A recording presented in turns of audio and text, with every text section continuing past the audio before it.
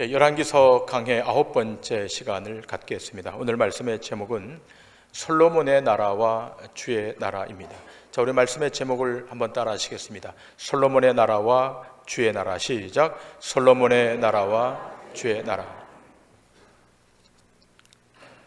우리는 지난 강해 말씀을 통해 솔로몬의 판결 속에 감추어진 영적 의미를 확인했습니다.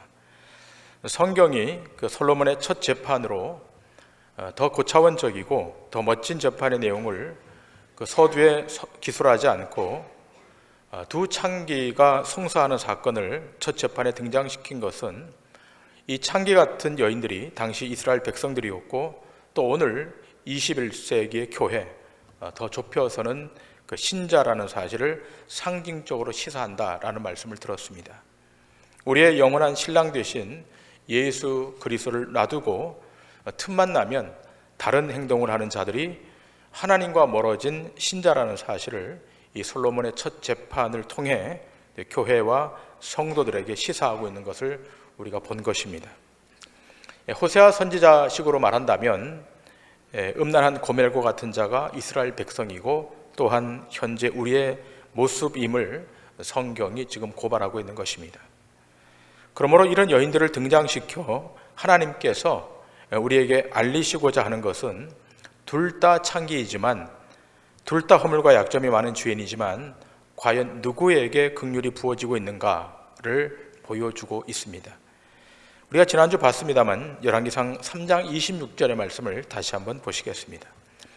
그 산 아들의 어머니 되는 여자가 그 아들을 위하여 마음이 불붙는 것 같아서 왕께 아뢰어 청하건대 내 주여 산 아이를 그에게 주시고 아무쪼록 죽이지 마옵소서.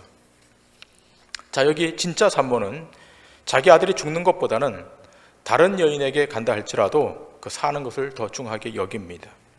자, 이것을 표현한 것이 오늘 본문에 마음이 불붙는 것 같아서 라고 되어 있습니다.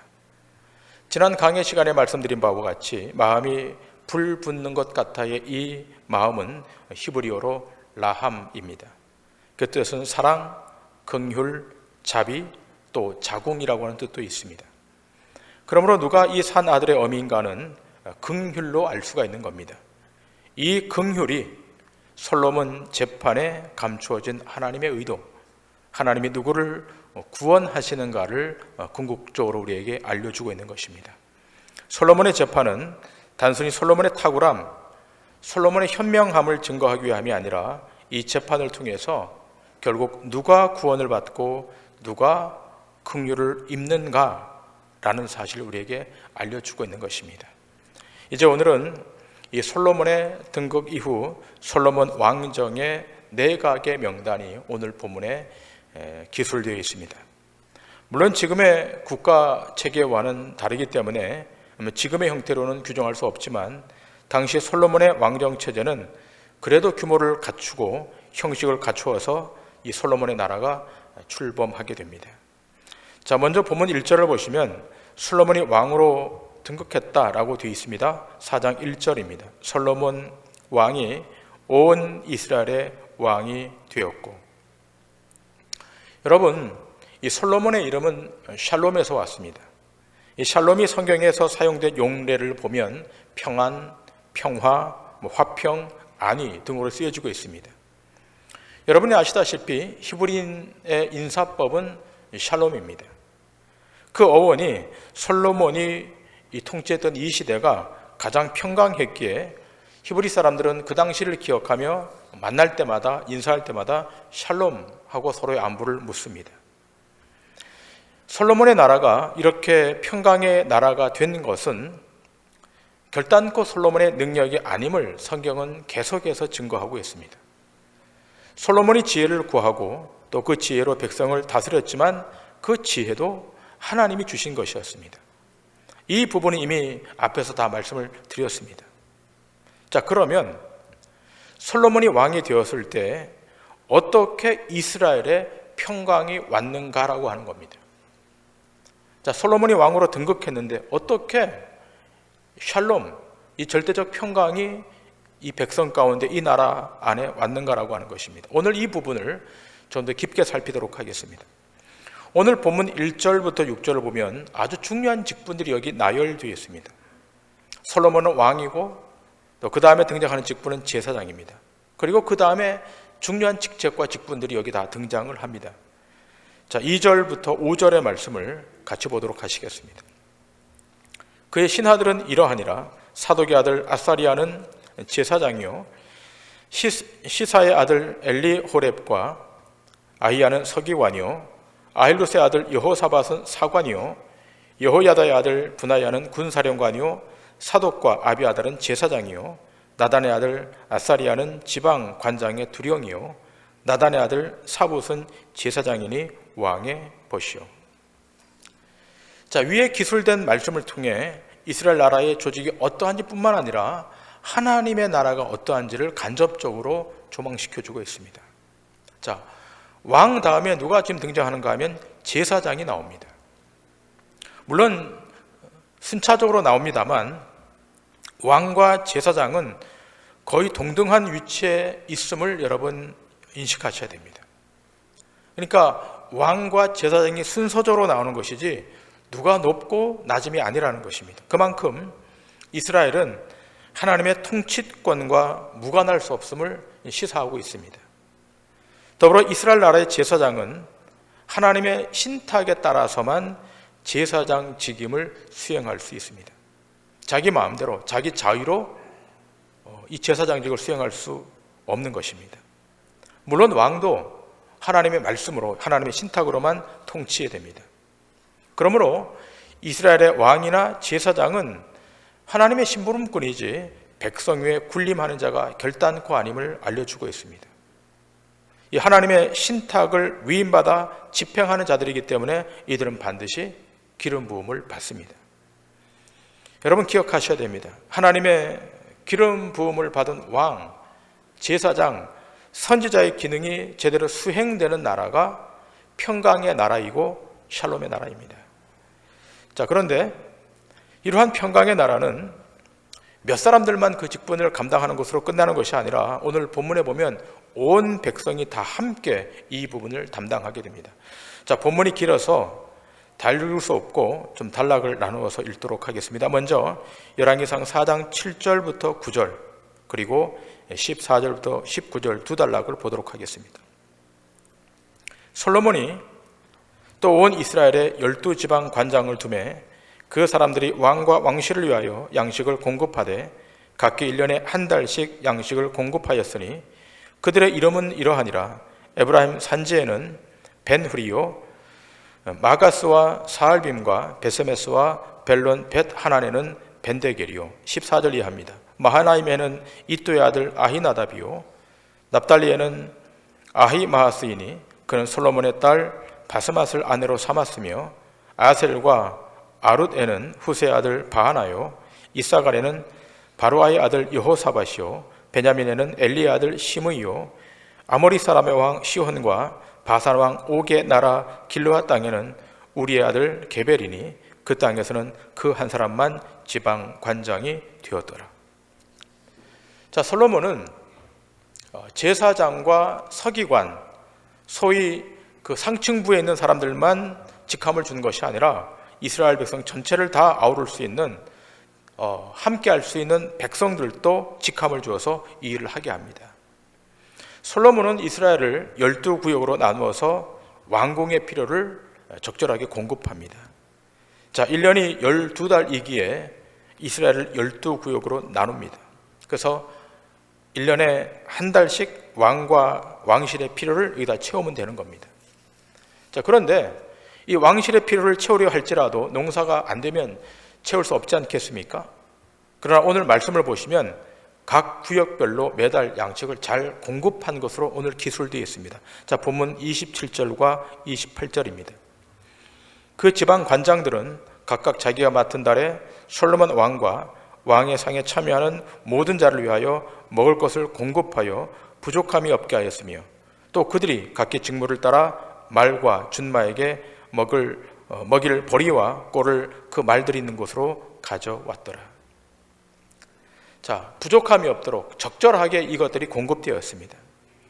여러분, 이것은 하나님께서 이스라엘 나라에 베푸신 은혜의 결과입니다.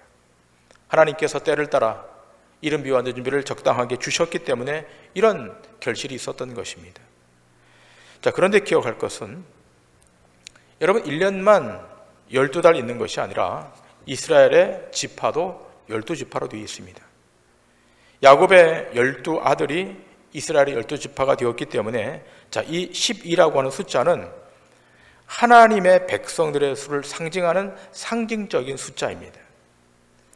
신약시대에 예수님께서 제자를 12명을 뽑은 것도 이스라엘의 12지파라는 그 하나님의 아들들을 상징으로 보여주는 숫자 12라고 하는 것입니다. 자, 그래서 하나님의 구원받은 백성의 숫자를 12 곱하기 12 하면 144입니다. 그리고 이스라엘 백성들이 완전수로 쓰고 있는 1000을 곱하게 되면 14만 4천이 됩니다. 근데 여러분, 이것은 구약이나 신약에 구원받은 하나님의 아들의 수를 상징하는 것을 말하는 것이지 이것이 문자적으로 14만 4천이라는 말은 아닌 것입니다. 이것은 구원받은 하나님의 백성, 그 모든 수의 상징이 14만 4천 완전수라고 하는 것이지 문자적으로 14만 4천이라고 하는 뜻은 전혀 아닙니다. 요한계시록 21장 9절 이하의 말씀을 보시겠습니다. 7 대접을 가지고 마지막 7 재앙을 담은 7 천사 중 하나가 나와서 내게 말하여 이르되 이리 오라, 내가 신부 곧 어린 양의 아내를 내게 보이리라 하고 성령으로 나를 데리고 크고 높은 산으로 올라가 하나님께로부터 하늘에서 내려오는 거룩한 성 예루살렘을 보이니 하나님의 영광이 있어 그 성의 빛이 지극히 귀한 보석 같고 백옥과 수정같이 맑더라. 크고 높은 성곽이 있고 12문이 있는데 문에 12천사가 있고 그 문들 위에 이름을 썼으니 이스라엘 자손 12지파의 이름들이라. 동쪽의 셈은 북쪽의 셈은 남쪽의 셈은 서쪽의 셈문이니 그 성의 성곽에는 12 기초석이 있고 그 위에는 어린 양의 12 사도의 12 이름이 있더라. 여러분, 지금 읽은 이 요한계시록에 기술된 바와 같이 동서남북의 셈문씩 총 12개의 문이 있습니다. 그리고 12개의 기초석, 그리고 그 위에 어린 양의 12 사도의 이름이 거기 위에 기록되어 있습니다. 자, 그러므로 여러분, 여기 9절에 등장한 어린 양의 아내라고 하는 이 내용은 건물일 수가 없는 거예요. 어린 양의 아내는 12문 곧 12지파를 지칭하는 것이고 12 기초석은 12 사도의 이름을 지칭하는 것입니다.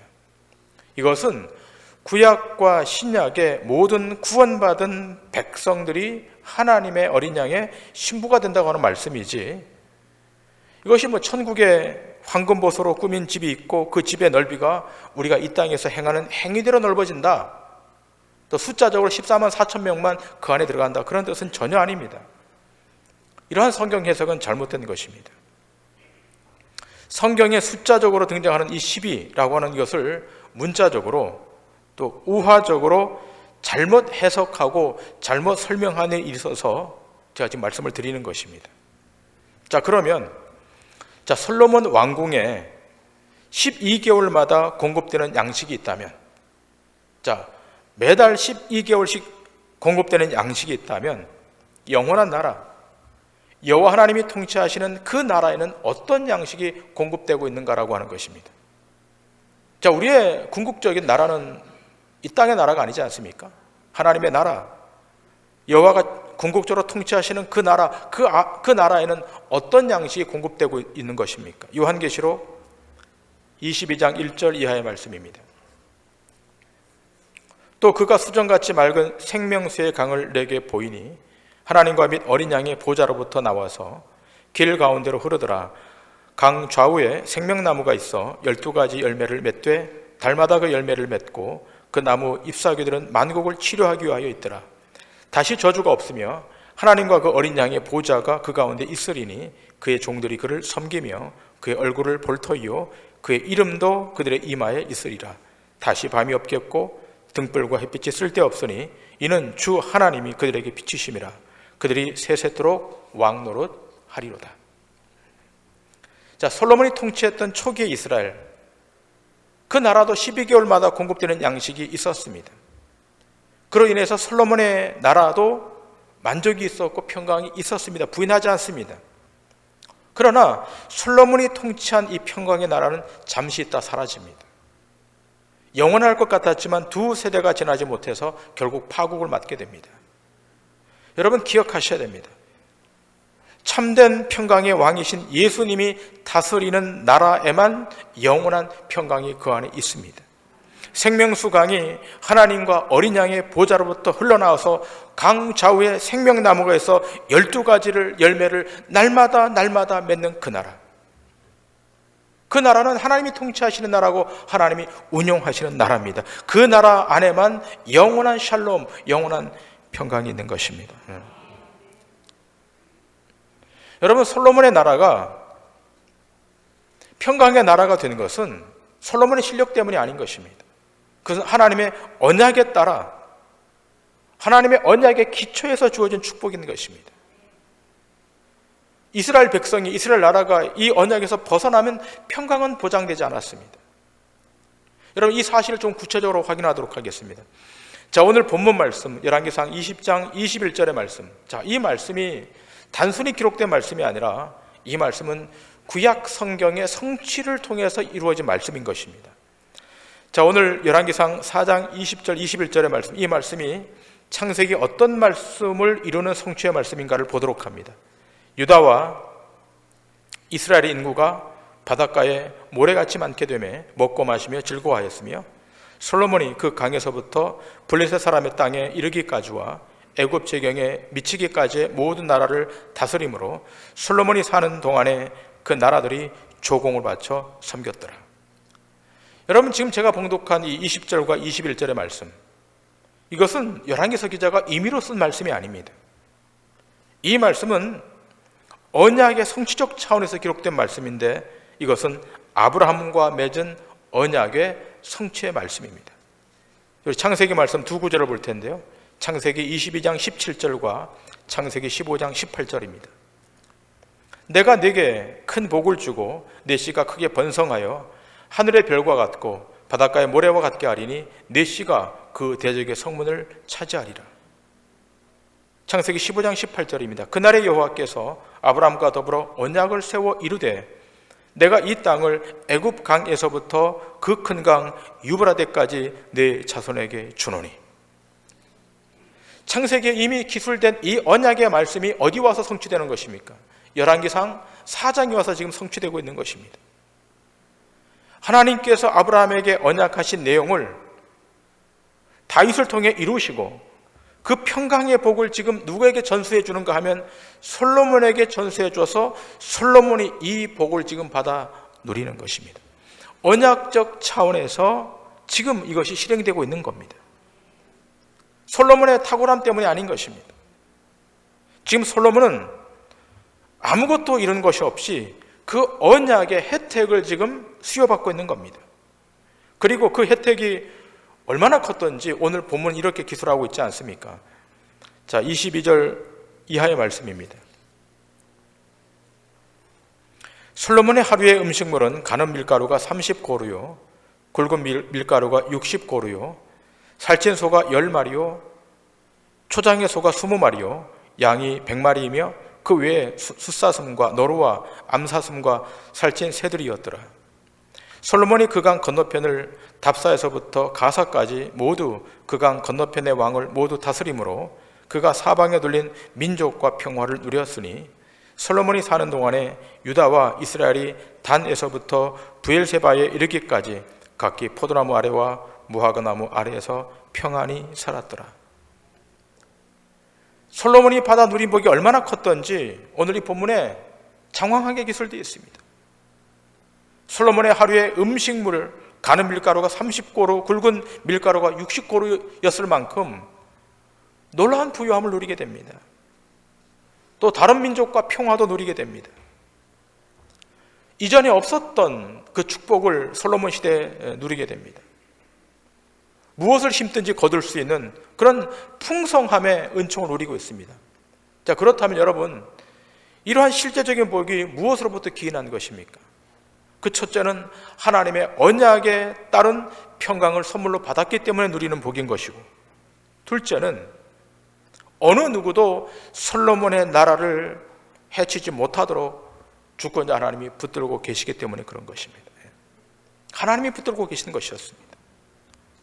자, 그래서 미가 선지자는 이렇게 말하고 있지 않습니까? 미가서 4장 4절 5절입니다. 각 사람이 자기 포도나무 아래와 자기 무화과 나무 아래에 앉을 것이라. 그들을 두렵게 할 자가 없으리니 이는 만군의 여호와 입이 이같이 말씀하셨습니다.